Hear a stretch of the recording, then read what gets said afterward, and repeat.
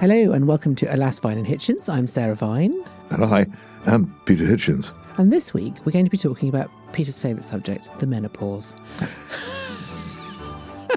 And also sibling rivalry. I have much to say about the menopause. Join us after the break. In 2022, a group of divers were sucked into an oil pipe and trapped deep beneath the sea. They could have been saved, but they weren't. Following their story has led us to lucrative contracts, failing safety standards, and secretive political relationships. As we ask, why were those men left to die? This is Pipeline. Episodes 1 and 2 are out now. Follow Pipeline wherever you get your podcasts to make sure you never miss an episode. Welcome to Alas, Vine and Hitchens. I am Sarah Vine. And I am Peter Hitchens. And before we get stuck in, we have some letters. Peter, would you like to kick off? Well, this very interesting letter from Noah Wing, which I think is a really Tremendous great name, by the way, begins, I love your show, and I'm an American living in the Rust Belt, which some of our listeners may not know is the large part of northwestern United States, which used to be heavily industrialized and now, alas, is not. Much like our own North and Midlands, where the industry has departed. He says, Mr. Hitchens, the following comments and questions are more for you, but he does want Sarah to comment as well. He particularly loves my thoughts on cars, and he eagerly awaits my book on it, which I am about to start writing. He says, please write it. He's not alone. He then says, your episode on television reminded me of two books, Amusing Ourselves to Death and Fahrenheit 451, one non-fiction and one a novel. I find Neil Postman, who wrote Amusing Ourselves to Death, and Ray Bradbury, who wrote Fahrenheit 451, complementary in their messages.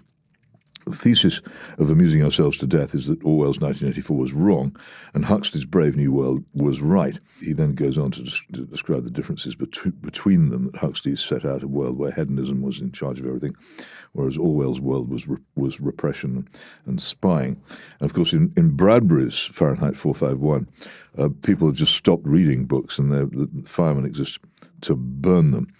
And he concludes that images and screens have taken the place of the written word, and we're all doomed unless we get back to words. He says we need to get back to the word, the Bible. Well, there's an awful lot in that letter, and I'm very grateful to you for sending it. I veer wildly between thinking that Orwell was right and we are heading for a society of repression and secret police, and that Huxley was right and we're heading for a society where people are too diverted by drugs and entertainment to care, and they don't even want to read the great texts. But I've always been haunted since I saw it in the 60s, the film of Ray Bradbury's Fahrenheit 451, by the idea that people would just stop reading and books will cease to exist, which terrifies me. Well, I mean, I think there's a distinct possibility that both of those things will happen. Yes. So they were probably both right for different reasons. I certainly think that 1984 just resonates more and more, doesn't it? The sort of older I get and the more we progress, it just resonates more and more. Bits of it too. I think that the surveillance we now have is actually much more sophisticated than they could ever have managed in 1984. Yes, of course. But I think things like sort of doublespeak and the sort of twisting of language and things being true that aren't true and having to sort of say that this table is blue when it's manifestly yellow. That's the kind of thing that I think we have a lot of. To me, it's the power of the internet to destroy knowledge. That people think it's a place where you can find things out, but on a couple of recent occasions, I have known of the existence of certain documents. I know they exist. I've seen them, and I've found that the internet has buried them beyond my ability to find them. And this reminds me so much of Winston Smith, whose job, if you remember, is to destroy parts of the Times newspaper so that the record that certain things have ever happened is completely eradicated. I think we're very close to that position. If it happened before about 2001, there's no record of it at all. If it happened since then, if somebody doesn't like it, then it might well just vanish. In 1984, it's sort of government that's in charge. But I feel that in this world, the people who have the real power are not the people who are elected. They are people like Elon Musk and people who run, social media companies. They're the sort of tech bros, and democracy is sort of irrelevant in that sense because but they wouldn't get away with it they wouldn't get away with it if the people elected to power by democracy didn't let them get away with it. It is astounding if you walk into an office of state in this country or the United States how much power you have if you want to use it. But they don't. People don't. Because they absolutely don't. I mean, I think we've seen it this week with the sort of this whole Brexit stuff, and just the fact that so clearly what people have voted for is now being unravelled. Whatever your view on that is irrelevant. The point is that people vote for something and they think if I vote for something, they sort of expect to get it. But actually, that's not what happens anymore. I will put in one word there for Aldous Huxley. His prediction of a society in which people's minds were increasingly controlled by pleasure drugs was incredibly accurate. And his prediction, because he wrote a preface to a new edition of the book in the 1940s, that what he was really afraid of was that men would fall in love with their own slavery, is turning out to be terribly true. People don't want to be free, and they enjoy being unfree. And once that happens, what future is there for liberty? They enjoy being anaesthetized. I think that's the key thing. And whether it's television or actual drugs, there are all sorts of ways in which that can happen. But people don't like to feel reality. A little known fact: the campaign, which originally set out to legalize marijuana in this country, was called Soma, after the pleasure drug in Huxley's Brave New World. Right. They knew they knew what they were doing. Yes, absolutely. So, Noah, a lot to think about there. I have a letter, slightly different topic. Sarah, I too suffered violent car sickness during trips to southwest Wales in a Rover filled with the smoke of my parents' woodbines. I'm glad that someone else had that particular experience. We would go to the seaside once a year and I dreaded it. Alison, this is from, she goes on to say, I believe the desire people now have for holidays is due in part to the fact that we have lost Sundays as a day of rest. Each week you could guarantee nothing would happen, which allowed working people to recuperate and forced children to imagine new cures for their aching boredom. I completely agree. There's a toy shop called The Entertainer, which does not open on Sundays. And when you go to Westfield on a Sunday, as I do, because I walk through it to go to my Pilates class, all the other shops are open and everyone's just sort of shuffling around like zombies, and the Entertainer is gloriously closed. And I think that's a good thing. I think Sundays... Well, I remember as a child once saying to my parents on a Sunday how bored I was, and my father becoming furious with me, saying, well, you wouldn't say that if you actually had a job and if you worked. So, I mean, I was a child. It's true, but he could well have said to you, it's good for you to be bored. Exactly. And you can then try and find things to do and stimulate your imagination. But I do think that's true. I mean, having a Sunday as a sort of day where you really just don't get off the sofa very much. I mean, and also I like Sunday lunch. I think it's a great institution. And although it's more like tea time in my world, I tend to have it about 4:00 in the afternoon. Yes, well, there's no law which compels you to have it at any particular time, I'm glad to say. We have also another letter from Emma to both of us, and this is about divorce. She wants to focus on how it can affect the children. As a primary school teacher, I do feel a lot of empathy for children who suddenly stop living in a home with two parents to moving from house to house each week. I feel this part of their mental health does get forgotten, as the attitude seems to be that so many couples get divorced now that it's normal. I also notice that the two parents seem happier as they have 1 week, depending on custody arrangements, where they are child-free and can live a single life. They may be happier for this as they're no longer in an unhappy relationship, but the children seem to just have to get on with it. I very much sympathise with that. I think an awful lot of the argument about divorce, which has become so much more common in my lifetime, is based on how it affects the adults involved. And very little is said about how it affects the children. And you will get children who will say, no, it's been fine for me. But I think most children find the experience of their parents breaking up pretty hard pounding, actually. Yes, I mean, I think it very much depends what age they are. I mean, I think that when they're adults, it doesn't affect them nearly as badly. But when they're small, 2, 3, 4, I think it is a big deal. It's a really big deal because you sort of need the yin and yang of parents, don't you? And then, you bring in other sort of partners and stuff like that, and it all gets very complicated. But then on the other hand, I do, I remember my parents were very unhappy together, and I do remember wishing that they would divorce just because then I wouldn't have to listen to all the shouting. So, there is a sort of, I think it depends. I mean, this lady Emma is right. It very much depends on circumstances. But, I think particularly for women, being trapped in a sort of situation where they can't get out of a very unhappy marriage is not a good thing. If I could just say one small thing there. About divorce. Divorce is not about getting out of a relationship you don't like. Divorce is permission to do it again. The second one. Then it's not necessary to have divorce to allow people to escape an unhappy relationship. They're two separate subjects. Right. People need to get around that, I think. Oh, well, I don't know. What you mean? So the divorce means you can marry again? That's the whole point of it. That is what it's about. Yes. So you could just separate and not get divorced? Yes, you could. Well, yes, I suppose you could. Dear Sarah, thank you for your articles about your experiences with weight loss jabs. Would you be able, please, to provide details of the website you buy from? I don't buy from a website. I buy via a professor of, I buy via a gastroenterologist, actually, whose name is Marcus Reddy, and he will see you, assess you, and if he thinks you are suitable, then he will prescribe it, and he works with a pharmacy. So his name is Marcus Reddy, Reddy, and he works at Imperial, but he also has a private practice, and that's how I see him. And PT writes about yew trees and suggests that we should go and look at Kingley Vale near Chichester in Sussex. And PT is absolutely right. It was one of my favourite places when I lived down there as a child in the very late 1950s, early 1960s. I must go back. What is it, a forest of yew trees? It's there's an awful lot of them there. And Lovely. Yew trees were said, I think it's in Sussex technically, yew trees were said at one time to be the weeds of Hampshire. Yeah. There were so many of them in that county. I didn't know that. It's that. very common down there. Okay. But the Kingley Vale I remember it having a very mysterious feeling to it as well. Like a lot of well, they do. places. I mean, they're very magical yew trees. They are very magical. Well, thank you for all your emails and letters. If you would like to get in touch, please do. alas@mailonline.co.uk. You can leave a comment on Spotify, or you can send us a voice note on WhatsApp. The number for that is 07796 657 512. And please start your message with the word alas. So now to my topic, the menopause. So I was thinking this the other day. In fact, I was having a conversation with a girlfriend, and I have a theory that the menopause is a sort of superpower. Everybody thinks that the menopause is awful, and it is quite awful going through the menopause. I certainly had quite a rough time with it.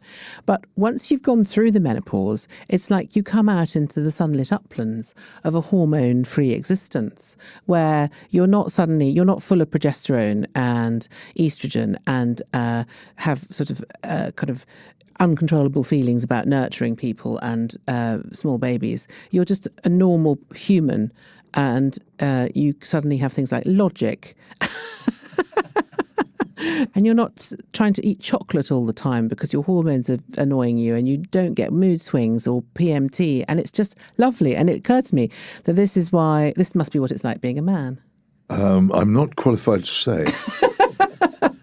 I could tell you what it's like being a man, but I couldn't tell you what it's like having the menopause. So just as you can't compare the two from your end, I can't compare the two from mine. It's an interesting theory. But it's just a liberation. There are other elements of being a man, though, which you might find quite... well, I don't know. Maybe I'm just having the best of both worlds. I don't know. But it is a liberation. I mean, obviously there are some disadvantages. You do start to get a few hairs on your chin, which I think is a thing that men also get. but it is fascinating because the menopause has been really heavily commercialized in the last few years. It's sort of everybody's suddenly talking about the menopause and the perimenopause. And if you're a 40-year-old woman and you suddenly have a bit of a headache, everyone goes, "Oh, it must be the perimenopause. Have some progesterone." And people are writing books about it and doing TV shows about it. It's a really sort of hot topic. But no one ever talks about what happens after the menopause, which is that, I mean, I'm not taking HRT. I stopped taking HRT a few years ago because I don't like taking pills, and I sort of thought, well, I'll give it a go without it, and was completely fine. And then gradually have just completely come off any of it. And I just, honestly, I can't tell you what a slave to my hormones I was. I now realise that most of the things that I've probably done wrong in my life, most of my more stupid decisions have been hormone related, and that if I didn't have this sort of crazed cocktail of highly emotive chemicals running around my body, as I don't now, I'd just be much more efficient. I mean, I am just much more efficient. It's a tiny bit determinist, though, isn't it? Oh, well, that's me. Maybe that's because I don't have any hormones. Well, I don't know. Left. I just think it's wrong to be a determinist. You have to look back over, in my case, and I'm speaking entirely for myself, over the many stupid and dangerous and inconsiderate things that I've done in my life, as I sometimes do on sleepless nights. and blame yourself for them. No, I completely agree. No, I'm just being a bit silly. It's very important that you do that. Otherwise, you will not just carry on doing them, but you will carry on doing them even more. I'm against determinism. No, fair enough. I was being a bit facetious. But the thing is, I just do think it's quite interesting that this is something that most women are very frightened of and dread. Well, I don't blame you. And actually, it's not that bad.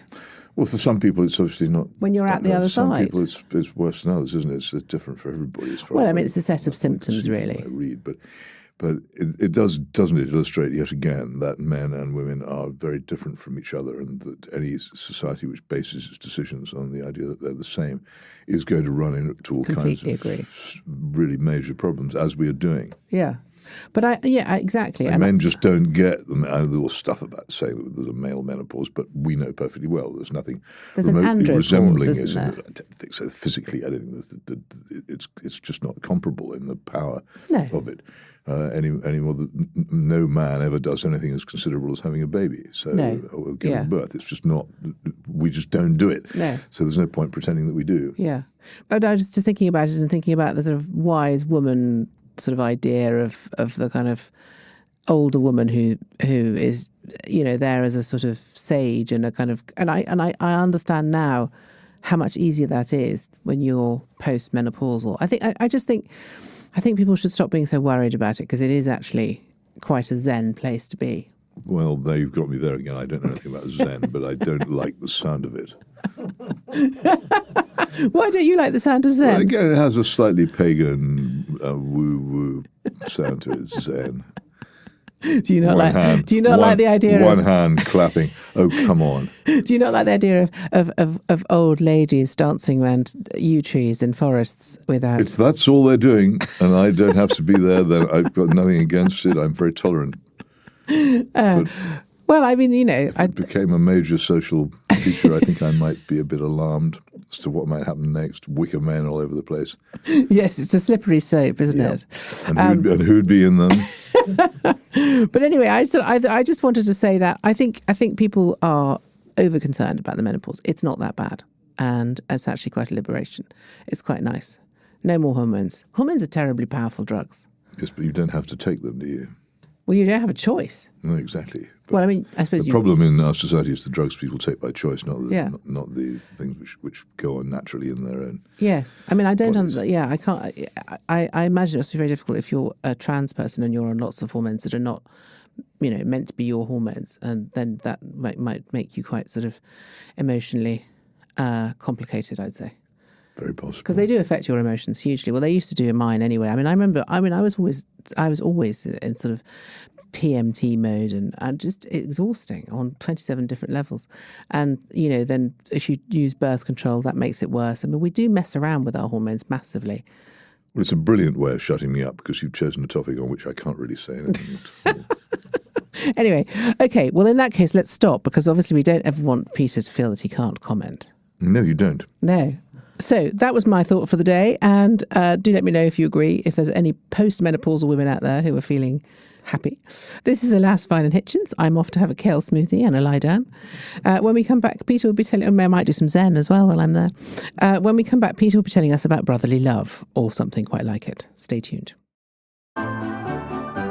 Welcome back to Alas, Fine and Hitchens. Peter, over to you. Well, thank you. I want to talk about my late brother, Christopher. This is because some listeners to this podcast will be completely unaware that I had a brother called Christopher. Others will be incredibly aware of it. And for those of you who don't know, he died, I think, 2011, as of nearly 14 years ago.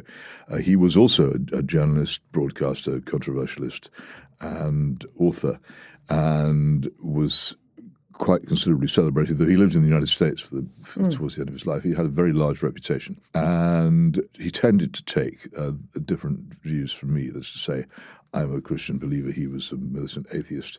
I'm a person more or less of the socially conservative right. He was a person of the radical left on social and moral matters. So a lot of people were quite puzzled by this. But what I wanted to address here is the curious thing, which I get all the time. And I must stress here, I'm not complaining about this or looking for sympathy for it, because I've long ago grown used to it and now see it as an interesting development. The number of people who on social media will tell me in any given week that I should be the one who should have died, or alternatively just to say, oh, he was the clever one and you were the stupid one. It's quite interesting the way that they do it, and it raises a question in my mind about the very, very curious business of brothers and sisters. Now, I know people with brothers and sisters who get on extremely well. I know other people who really can't stand their siblings. And there just does seem to be a problem with some people where they do not get on. We used to fight as children a lot. My father attempted to get us to sign a treaty, a peace treaty, which I did under duress sign. But within about 3 hours, I'd torn it from its frame and expunged my signature because I was not giving in. So the war continued, and in a way it continued all our lives. He once summed it up in his memoirs, saying that there I was, happily living on my own in this house with my beloved mother and everything revolving around me, and then this person turned up. He didn't go away. And there was a famous occasion where he is supposed to have released the brakes on my pram. We had prams in those days at the top of a hill. Right. With evil intent. And another occasion where he claimed to have been sitting by a flower bed, which is unlikely for him, but there he said, and saw a menacing shadow of a small person with a rake advancing behind him. I don't know whether either of these things are true. I can't remember them, but I find them entirely credible. Your childhood sounds like Lemony Snicket. Oh, no. Well, no. I couldn't really understand it. I thought the brothers should get on, but I rapidly discovered that that's not what they did, and adapted myself to the circumstance. But and this went on. And there were moments when he publicly refused to speak to me for a few years and stuff like this. And then before he died, I'm happy to say he renounced that and went on speaking to Good. But why would people? Why does this happen? And I was listening the other day. And this is if you've got access to BBC Sounds, on Radio 4, there's a wonderful program called My Cultural Life. Oh, yeah. And Margaret Drabble, who I think is a very fine novelist, was interviewed. But you possibly know that she's her sister, Antonia A.S. Byatt, who's also rather a good novelist. And they just did not get on. And it's completely hilarious the way in which Margaret Drabble describes the relationship that they had. But the end of it is quite touching because she says that the cousins, that her children and Antonia's children get on very well. Well, yes. Which is also an experience that we've had. So, yes. It's interesting, isn't it? I think there's a lot to unpack there, but I would say that, number one, the people who say this to you are obviously not very nice people, and you shouldn't care what they think. I don't think that's even true. I think they just don't know what humanity is like. But it's also just a lazy thing to say, isn't it? It's just really lazy. It's like it's not even a very interesting or clever insult. I mean, I think if you're going to insult someone, you ought to make more effort than that. But I'm in a complete agreement with you there, and I do sometimes devote a minute or two to responding to them. Yes, exactly. Please try harder. But I think sibling rivalry is very interesting. My daughter would describe a similar experience to that of your brother Christopher when realising that her little brother was not, in fact, going to go back to the hospital. When's he going back? When is it leaving? Well, it's very nice, Mum, but can you get rid of it now, please? And in fact, for her brother was very ill when he was about 3 months old, and I had to spend some time with him in hospital. And as a result, she was left at home with a live-in nanny, and she's actually never forgiven me for it and still mentions it. I would say possibly 2 or 3 times a week. It's a pretty regular topic, the time that you abandoned me for my brother, who I hate. And my two fight like absolute cat and dog. I mean, seriously, the rake story made me laugh because my daughter she's done some terrible things to her brother, which she once pooed in his bed. I mean, I'm not sure if I'm allowed to say that on the radio, but she did do that. I thought it was hilarious. I have what I think of as a memory, but it may be false memory syndrome of my brother leading me into a swamp on the edges of Dartmoor. And I still don't have a complete memory of how this event ended. I'm not totally sure that it's true. I may have made it up later on, which is why whenever people say, "Oh, I remember clearly what happened when I was 12," I go, "No, you didn't. You know, foggiest clue." But it is an attempted memory that I have of this going on, but not the thing that you just mentioned. We didn't do anything of that kind. We used to fight. We used to make. Do you remember the old? My daughter didn't have that many resources at her disposal. It sounds like you had a much more interesting we would childhood. Fight physically. Do you remember when fairy liquid bottles were white and bottle shaped? Yeah. They made incredibly good water pistols. Yes. And we would chase each other around with them. And I always remember the occasion when he got me, or if he thought he'd got me, cornered. And like some sort of Tom Cruise event in a film, I kicked the fairy liquid bottle out of his hands, and it whizzed, it rotated through the air, landed in mine, and I was able to get him straight in the face with it. Okay, that must have been a moment of enormous joy and triumph. Victory. But it does sound like your rivalry was quite entertaining, but also probably quite character forming. Oh, very, yeah. I owe so much to having had a brother with whom I had an adversarial relationship, and you learn so much. Do you think that the fact that you had such differing philosophies to him was a function of your rivalry? I know they're just completely different sorts of people. Right. And we're obviously, if you look at the pictures, we're obviously brothers. Right. But it's one of those things where the resemblance is not actually direct. Yeah. And people have actually mistaken me in streets and have accused me of being Christopher, and I've said, no, sorry, you're I am completely, and always will be completely wrong, because I don't look like him, but there is a general resemblance. You have an air of him. It's you have an air of like each other. that, yes. and we're just different people. Why should brothers and sisters be? Well, and other people also say your brother would be ashamed of you. I say, why should he be? He didn't bring me up. No, exactly.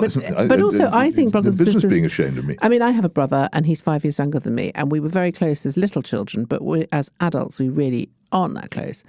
But there's no animosity. But he lives in Spain for a start, so it's quite difficult because we're not physically in the same country. But I do think that siblings are programmed to not get on, aren't they? Especially, I think isn't that just part of the sort of general? No, I know of families where that's just absolutely not true. Really? And people really do get on very well and are lifelong friends with their brothers or sisters, and without any friction at all. It's not necessary. It just does happen sometimes. That's very. Was it based on jealousy? Do you think? Do you think? Well, he says so. I'm in no position to know. I mean, basically, the hostilities had got underway pretty much before I was out of nappies. I mean, presumably he began the hostilities. Well, because you couldn't. Well, he was in a position to. Yes, after all, if you're in a pram and the other guy knows how the brakes work, then he's got the advantage. Oh, all the time, yes. Even though you didn't necessarily. Oh, we didn't. We ended up. It's quite funny. I mean, the FBI at one point, because he was very far on the left in the USA, and the FBI produced a file on him, and somebody did Freedom of Information on it, and it listed all the addresses he'd lived in both Britain and the United States. Right. And I was astounded to find there was one address listed which I didn't even know he lived at. So we were that out of touch. Right. And then he went off to live on the far side of the Atlantic, and I stayed on this side. And there was a brief period when we were both living in Washington, D.C., when we saw bit more of each other than we otherwise would have done. But when we did, it became very clear that the reason why we had been perfectly happy with the previous arrangement was that we didn't get on all that much. Yeah. It was nice to say hello. Yeah. And there were one or two things that only we could finish each other's sentences on. We had as children private languages and things like that, which we knew. And so we knew each other better than anybody else did. And so that's Did you share a room as children? Not usually. I think no. We generally had separate bedrooms. Because I shared a room with my brother for a long time. And did it drive your parents insane? Because the one thing that drives me insane is my children fighting. This is why my father tried to get us to sign this treaty. Yeah. I wish I'd kept it. It had the glass on it was broken, but the thing was still there until about 20 years ago. And somehow or other, in the course of moving continents, we lost it. And what a shame. I mean, the only time I've ever really properly lost my temper with my children is because of them fighting. Yes, I can see that. And I remember once we went to Selfridges for my son's birthday, and my daughter came along, and it ended up with, I don't know, him in tears or her in tears. Anyway, there was a terrible row in Selfridges, and I'm afraid I'm one of those very middle class mothers who cannot stand their children making embarrassing her in public. I can't, I get very upset about that. And I expect them to behave properly when we're out together. I mean, this was a few years ago, so they weren't adults; they were were teenagers, young teenagers. And I remember driving them home, and then I just dropped them at the front door of the house, and I said, right, goodbye, I'm leaving. And then I drove my car off, and apparently, and then I spent the next I went off, wandered around the shops for a few hours, and apparently they were in an absolute turmoil because they thought that I had just genuinely decided to go. And after that, they didn't do it again.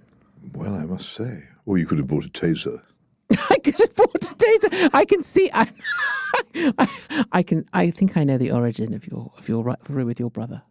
Go on. You're just a warmonger, aren't you? Well, yes. You just want to shoot things. I do not respond. I'm not very good at turning the other cheek. Yes, but that was a very effective piece of parenting, which I'm happy to pass on. I have to say, I'm filled with something. I'm not sure if it's admiration or not. Well, I didn't answer my phone. I switched my phone off, and that was it. I literally went dark, as they say. You're lucky they didn't call the social services or ring up Esther Ranson. Actually, but they were home with their father, so presumably they did have one adult. I'm not going to say anything about that. Anyway, I didn't know that you clashed on Question Time as panellists in it was 2007. useless. It was the most hopeless program. Because they had Al Johnson on, and there just were too many. What, I mean, the singer? No, the former Prime Minister, when stage name Boris. Al Johnson. Very good, but there were too many egos in the room. And it was impossible because there were three of us. And Boris and Christopher. Yeah, they should not have had him on at the same time. Neither of us was really able to get it fully developed because Johnson was there bulging away, basically getting in the way. Right, yes. Who else was on it? There must have been four people. Or Shirley Williams was on it. Completely obliterated and by you all. I've always regretted. That must have been a humdinger. Christopher was horrible to her. Oh. And I've always regretted, not all that long before she died, I've always regretted not reproving him for it. Because I thought he was quite unnecessarily cruel to her. And I still do. But I've always thought afterwards, I wish I'd said, you can't. Because I've always liked Shirley. Yeah. I thought I never agreed with her about anything, but I always thought she's a good human. She a was really delightful person. Yeah. No, that was the thing about your brother, was that he was very waspish in a way that you're not. Oh, it's fine. I'm not sure I'd like to take that necessarily as a compliment. He would attack people ad hominem in a kind of, he was Yes. different, But I do sometimes do that myself, but I think possibly later in this. Well, you've always been charming to me, so I can't. Well, you wait. I mean, we simply haven't come to the point. Right, let's have something to look forward to. My view on ad hominem is basically this: that there are some arguments where it is the only thing that will break the deadlock. Right. People are not listening to you or not paying attention or Yeah. not responsive. You are entitled to say, okay, right, splat. Okay, right. So see if you can. I'll bear that in mind going forward, as they say. We'll there.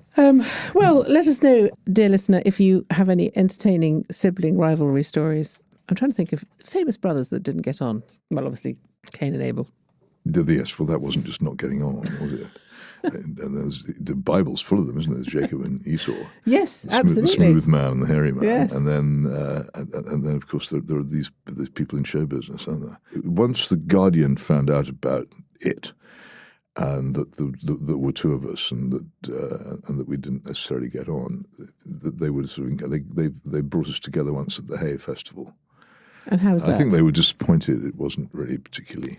Wasn't more of a humdinger. We did a couple of big debates, one of which Christopher was, I have to say, quite drunk, and the other of which he wasn't. Do you think you were the morally superior brother? No. Because he was quite a bon vivant, Christopher, wasn't he? It's not part of my religion to make out. No, we're all hopeless sinners, and we survive only by the grace of God. You can't claim to be morally superior to anybody else. You don't know. Right. You see the public side of someone. And quite often people who are publicly quite hard to take are in private life extremely good people. And you will have found this in the world of politics, I think. Absolutely, yeah. Absolutely. Yes. They sound nice, they probably aren't. And yes, and vice versa. Yeah. Well, thank you for listening to Alas, Fine and Hitchens. We will be back next week. Don't forget to check out this week's reading list and share the books you think we might want to read. For that or anything else, you can get in touch via email, alas@mailonline.co.uk. You can leave a comment on Spotify, or you can send us a voice note on WhatsApp 07796 657 512, and please start your message with the word alas. In 2022, a group of divers were sucked into an oil pipe and trapped deep beneath the sea. They could have been saved, but they weren't. Following their story has led us to lucrative contracts, failing safety standards, and secretive political relationships. As we ask, why were those men left to die? This is Pipeline. Episodes 1 and 2 are out now. Follow Pipeline wherever you get your podcasts to make sure you never miss an episode.